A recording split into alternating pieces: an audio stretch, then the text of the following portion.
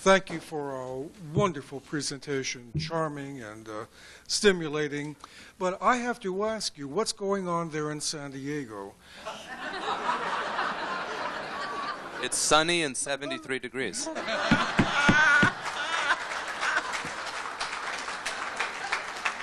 He deserved that. No, let's talk real business. Your colleague raises the question, who wrote the Bible? You come and you say, did Moses write the Torah? When we have the answer already. The answer came in a book published about 5 years ago by Philip Davies. And I'm really joking here, but I want you all to follow this. 5 years ago, a book was published. And this is a book by a scholar who belongs to the so-called minimalist school. Forgive me, Professors Myers, I know you've thought about this a lot. I have also been through personal difficulties about this, which I would like to share with you. It's surely no joking matter as I began to present it, and I hope everybody here will follow this very carefully. A very prominent British biblical scholar published a book about 5 years ago in which he gave the answer to the question raised here. Number one, you all have to begin with an understanding that you people here who call yourselves Jews will be happy to know that you're not. Not in the sense that you are genetically at all related to those people who are talked about in the Bible. You do not have ancestry in ancient Palestine. The real descendants of the Palestinians, of the ancient Israelites, are of course the modern day Palestinian Arabs. Most of us here being Jews, we were brought into Palestine in the Persian period. We are nondescript rabble brought in by the Persians, and for some unexplained reason, our ancestors were given possession of that land. But since our ancestors had no legitimate claim to that land, they fabricated, here's your answer to your question, they fabricated a document. This notorious character named Ezra called into convention a group of his scholars. Apparently they were taught Hebrew very quickly so they could accomplish their task. And he said, you gentlemen will write the Torah. You gentlemen will write the prophets. You gentlemen will do the writings. And they fabricated a document out of whole cloth to prove that they did have ancestry, that they wrote a fictive history of ancient Palestine, making themselves the heirs. So I would like to gather from you what are your feelings about this point of view, which I have to tell you, believe it or not, is taken very seriously. There has been only very recently yet another book, much more direct.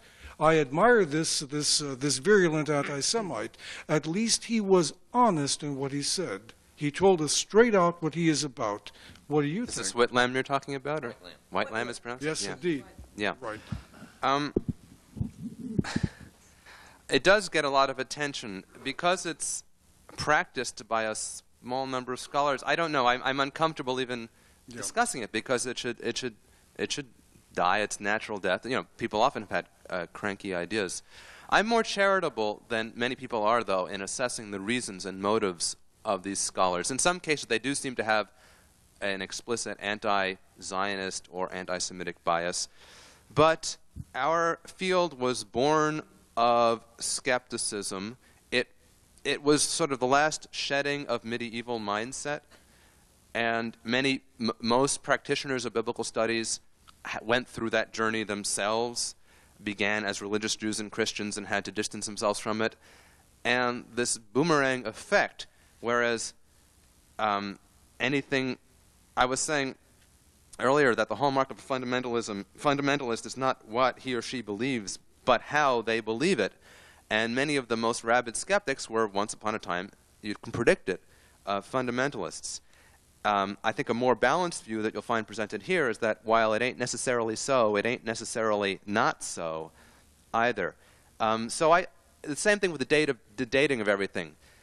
The making everything late, yeah, maybe it's a parable for the British and the imposition of the state of Israel upon the Arabs or something like that. But you know, it's also, you could say that since we know that peoples everywhere exaggerate the accuracy and antiquity of their traditions, good method is to minimize it. I think that's poor method, but it's at least it's an intellectual stance rather than a political stance.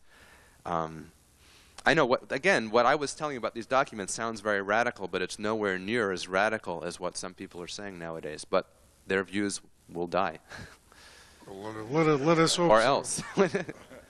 Yes, please. My question really is to Bill Propp's. I'll go afterwards. Oh, I'm sorry. No. No. You're on next.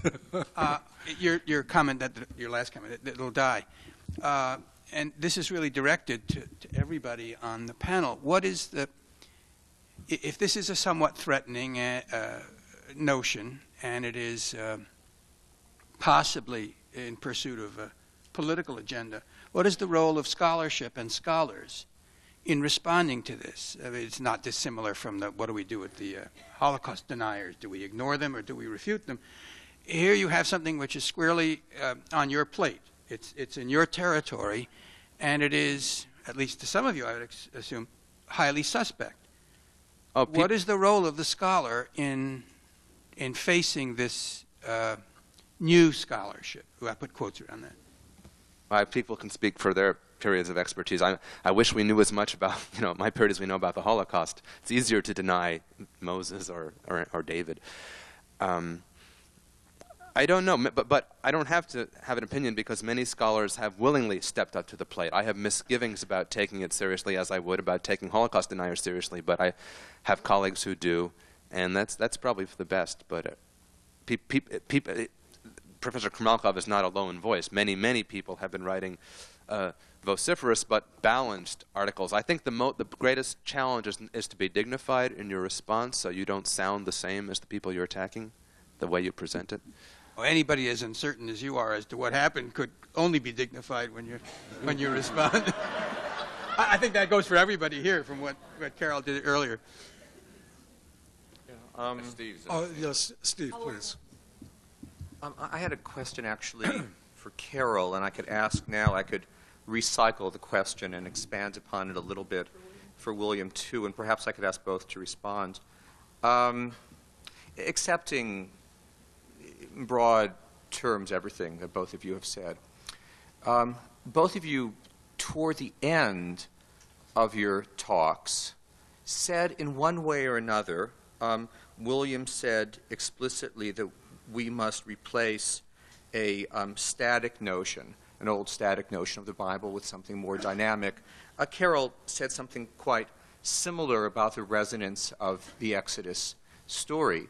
And both were very, very sensible remarks, and both were, it seemed to me, both hung somewhat uneasily, or at least in a somewhat unexplicated way, with the rest of two very lucid historical accounts of biblical Israel. The question I have is about a usable past.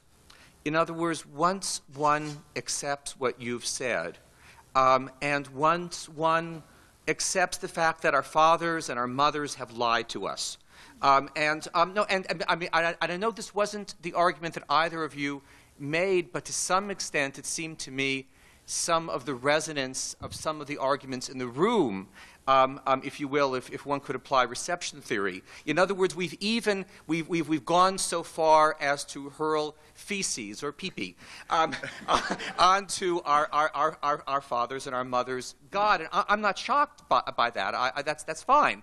But once one has done that, and I know that wasn't the thrust of either of your remarks, and I do appreciate that. But once one has done that, how does then one use the past, this text, along the lines that you've both suggested? And to some extent, this is a truly unfair question, because I'm asking both of you to mull over things that are really in Rabbi Wine's domain, and rightly so. But it seems to me, given given the context in which these remarks, all of our remarks are made, it seems to me nonetheless fair.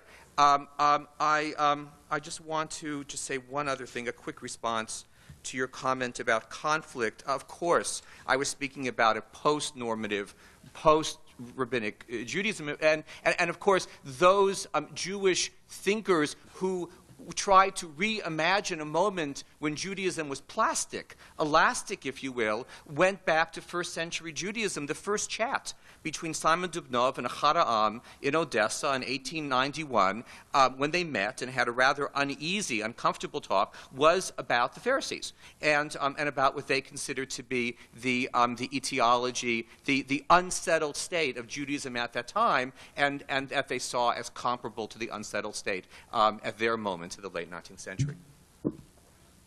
Archaeologists first.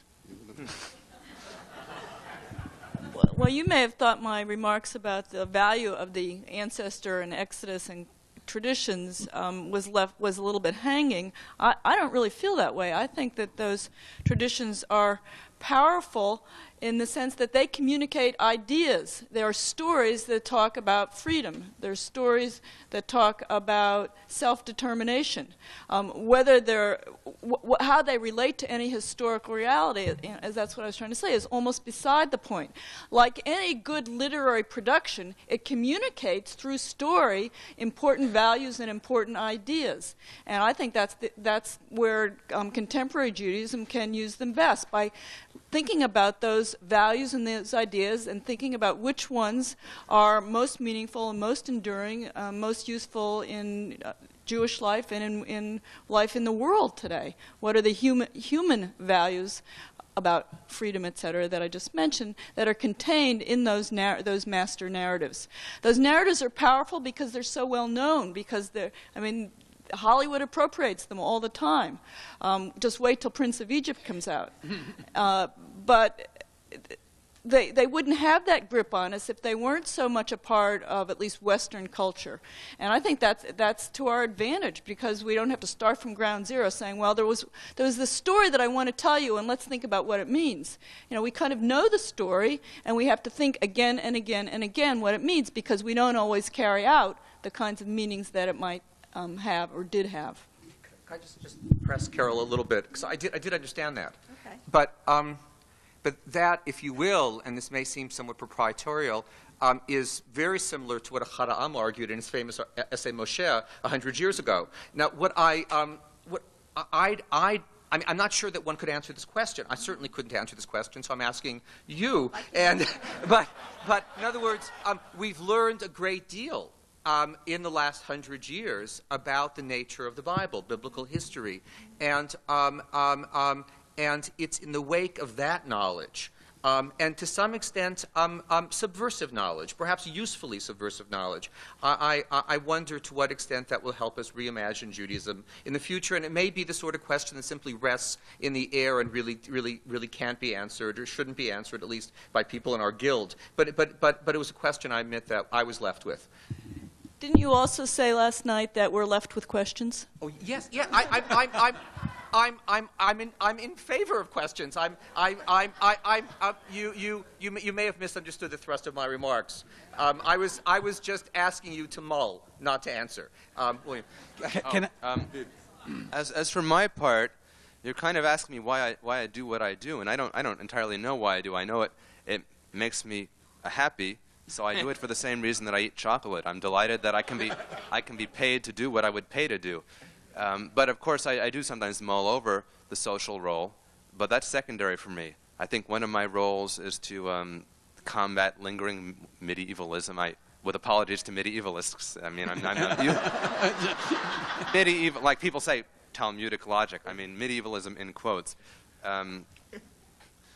I decided to take that tone because I needed to take some tone. It was a largely rhetorical decision, and I thought that people who occupy a radical limb of the Jewish tree might enjoy hearing a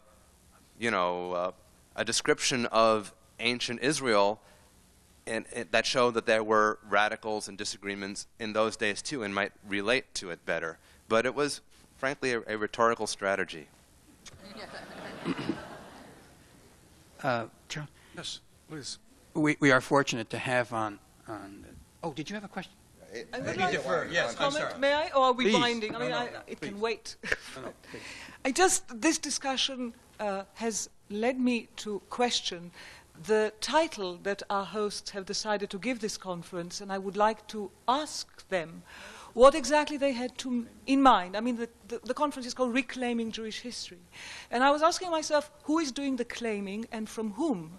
I mean, my immediate understanding of it was that this is an exercise in claiming back the truth as it was from tradition that had, for its own mercenary reasons, appropriated it and distorted it, produced a whole load of myths that we were misled into taking as historical truth, and we are now exposing the truth. But I am more and more feeling that I am, as I see myself, a historian, trying to guard this truth from people who wish to reclaim it in order to do something with it. Because what's the point of actually having it unless one is going to engage with it and do something with it? And the exercise of myth creation that we are now in the process of dismantling is only going to start again. And I imagine this community is going to take that history that you are claiming from us, I'm beginning to feel, and engage with it and create your own myths about it. So, I mean, I feel like we are standing on very fluid ground, and I would be very eager to hear what some of you are thinking the purpose of it is. All right. Here we go. Eric? I'll wait. I'll wait for Sherman. All right. No. Does somebody else want to respond first? I'll wait for you. All right. Dying to hear. There are two issues here, and we should not confuse them. Everybody uses information for their agenda. I do not know anybody who doesn't use information for his or her agenda. It would be naive to assume that we engage in trying to find out about things and say, we have no agenda. So obviously we have an agenda. We are Jews. We want to discover our roots. We want to discover our real roots and not our false or imagined roots. And in fact, that's the issue of how we shall use it. All right? And everybody uses it. Even historians use it because it relates to their profession and to their status and to why people invite them to come to events. So obviously, everybody uses the information. But the second issue, which is independent, 2 plus 2 is 4, not simply because it may be useful, but it also, in some a priori way, is true. All right? So the earth is round. There is also a part of us and that wants to know the truth. And we have a right to know the truth. It's part of our dignity. And in fact, to live with fantasy because it's useful, that was implied by your remarks. Useful past.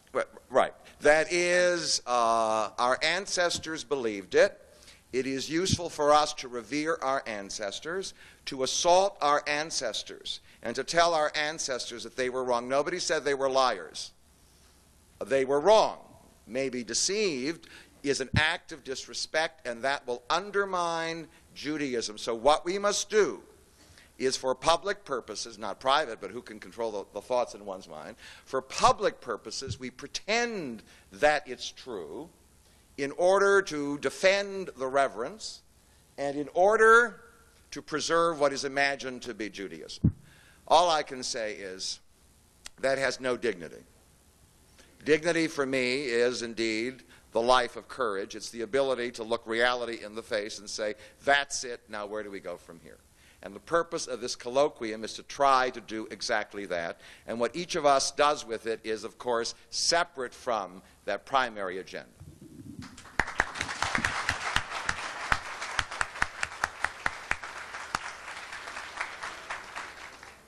Are there any other? Eric, please. I just Please. wanted to comment also to Steve and agree with Carol and Bill too, but the way we achieve a perspective in 1997 at the end of this millennium, 100 years after Haram, is so different. I mean, just assessing some of these data that Carol talked about and Bill has talked about, we're not simply using literary and philological theory today. We're using scientific data. We're using all sorts of new information banks and computer storage and the whole process of dealing with the massive information that is before the scholar of high antiquity is truly challenging.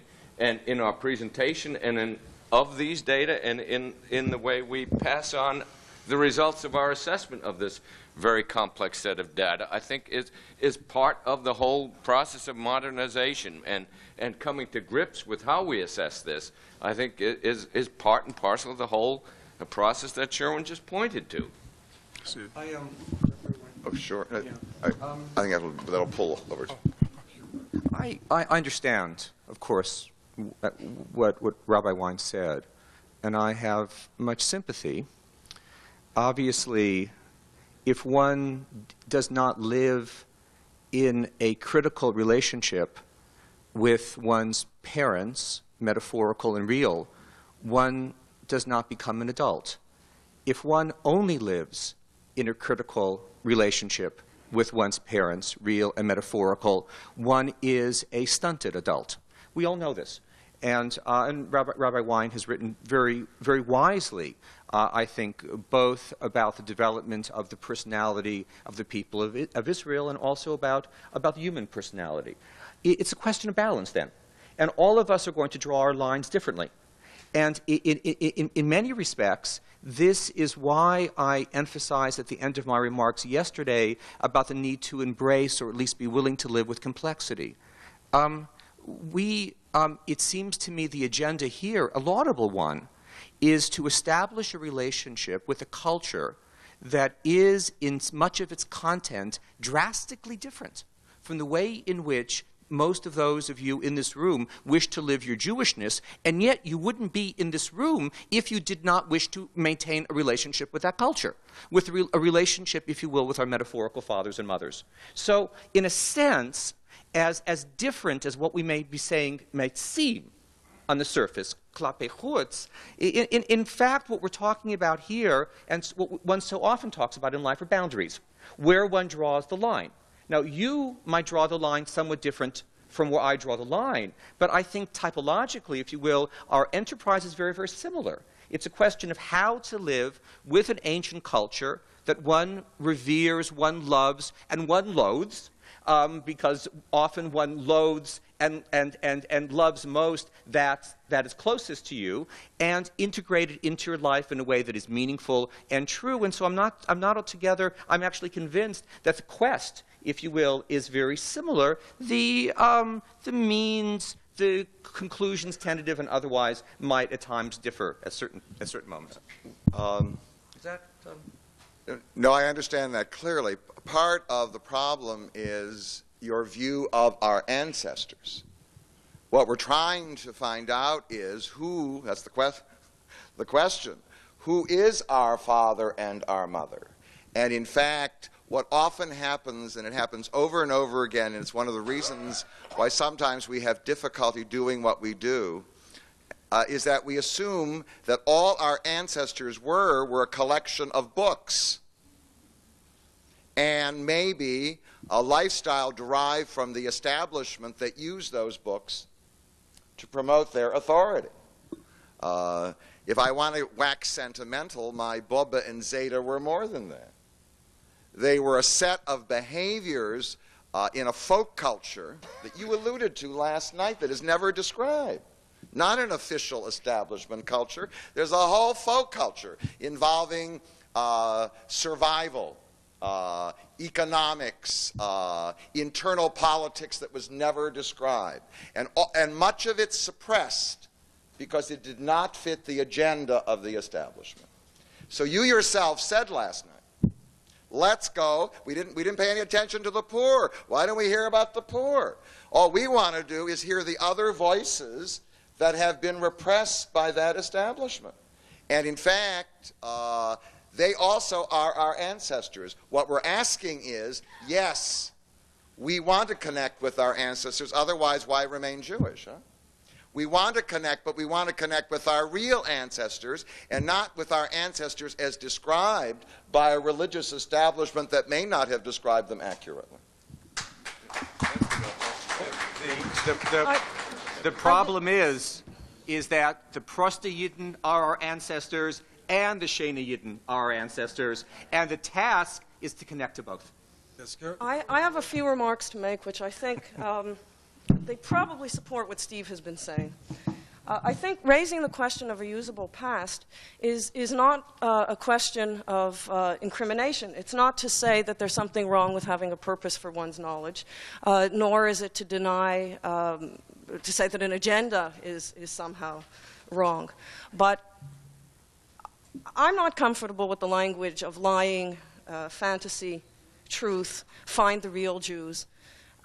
It's not so easy. And I think, as Steve just said, in fact, our traditions and representations and images are all a part of that story. They're part of how we can even begin to understand what we might have to delve into and build from as a usable past.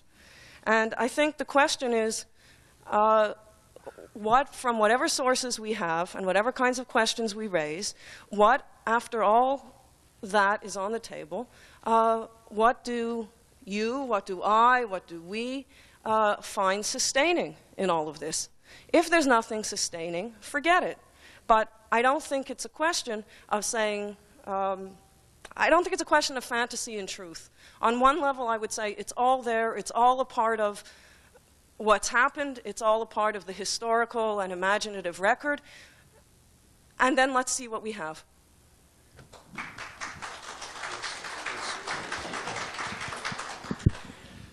I would like to allude to the theory propounded by Sherwin that 2 and 2 make 4. The difference between a neurotic and a completely madman, a mad person, is that the mad person will say 2 and 2 is 5. A neurotic will say 2 and 2 is 4, but I don't like it.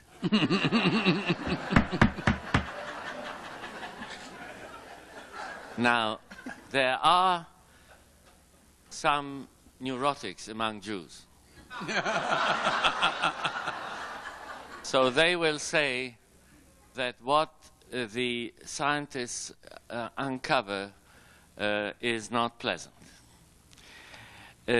I think that, in actual fact, both Carol and William have given the answers, the basic answers, as well as the questions, because I feel that they presented to us a complicated society arising in a complicated way, with different outlooks, trying to establish a common tradition, stumbling over blocks, falling more often than not, and in the end arriving at a very variegated, pluralistic, in our modern language, version of a civilization. And I think that that is actually the answer to Steve Zipperstein's question. Because I don't think that we ought to go after a usable past. I think we ought to take the past and then say that's what there was, and it teaches us certain things. We can identify with it or not. We can change it or not. But this is where we come from.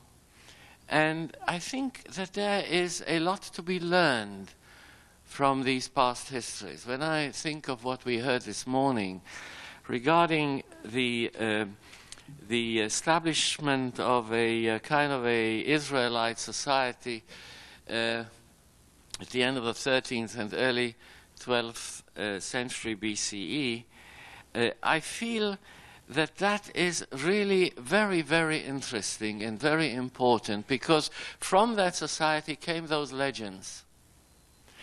And I said to somebody in the audience in the break, my granddaughter asked me recently, are the stories about Abraham true? And I said, what does it matter? Do you know any civilization that has got more beautiful stories? And so it doesn't have to be true, but it was created by truth, namely by an imagination that was truthful, which has, as Carol said, some elements of historical truth in it. And I think that that is something, and both lecturers, I think what they represented was the middle road. They said it themselves. If you go and read the stuff that's written on both sides, they really are the middle of the road. And that is actually what we are looking for, I think.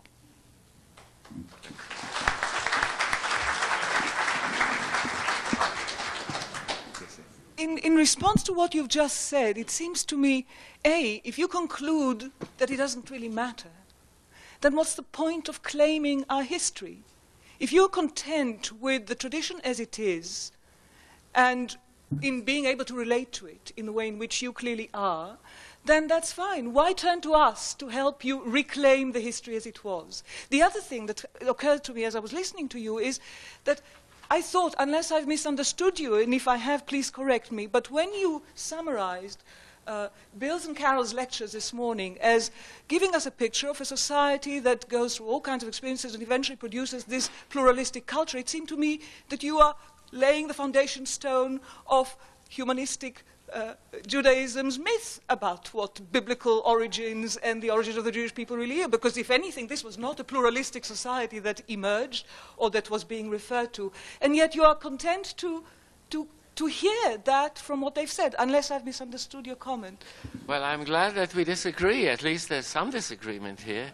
And I think I prefer actually to wait in the colloquium later on to answer these points. Just let me say this, that if you think that the society that was produced from the actual historical knowledge that we have was uniform and didn't go in different directions, then we are reading the Jewish history quite differently.